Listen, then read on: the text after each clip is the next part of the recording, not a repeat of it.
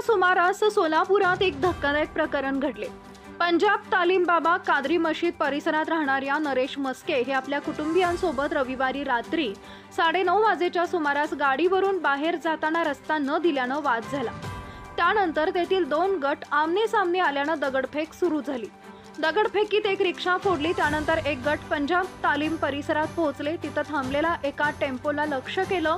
दोन्ही गटांमधील हे धुमचकशी अर्धा तास सुरू होती। सदरील माहिती पोलिसांना कळाली। पोलीस घटनास्थळी दाखल झाले। लाठीमार करून जमावास पांगवण्यास सुरुवात केली। त्यातच दोन्ही गटांनी तुफान अशी दगडफेक करायला सुरुवात केली। शिवाय मिळेल त्या साहित्यानं एकमेकांच्या दिशेनं साहित्य भिरकवण्यात आले।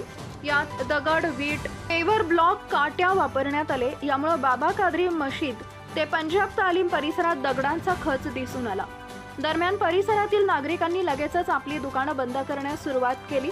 घटनास्थळी पोलीस उपायुक्त विजय कबाडे दाखल झाले। त्यांनी शांततेत राहण्यास आवाहन केले व अफवांवर विश्वास ठेवू नका असं देखील आवाहन करण्यात आलंय। यातील फिर्यादी नरेश सुरेश मस्के यांनी सदर प्रकरणी फौजदार चावडी पोलीस ठाण्यात फिर्याद दाखल केली असून त्यांच्या फिर्यादीवरून 20 ते 25 जणांविरोधात गुन्हे दाखल करण्यात आले आहेत। यात भंगार दुकानदार सद्दाम उर्फ अल्लू मखदूम शेख, नबाब जब्बार शेख, अशफाक जब्बार शेख, शकर पूर्ण नाव माहीत नाही, शानू जब्बार व इतर 15 ते 20 जणांवर गंभीर स्वरूपाचे गुन्हे दाखल करण्यात आले असून यासंबंधी पुढील तपास फौजदार चावडी पोलीस ठाण्यातील पोलीस करत आहेत।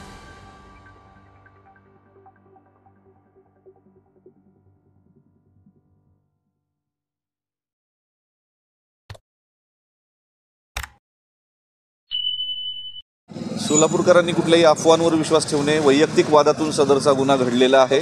कुठल्याही स्वरूपाचं याला कम्युनल अँगल देण्यात येऊ नये। निव्वळ वैयक्तिक वादातून झालेला गुन्हा आहे। याबाबत संबंधित लोकांवर योग्य ते कायदेशीर कारवाई निश्चित होईल।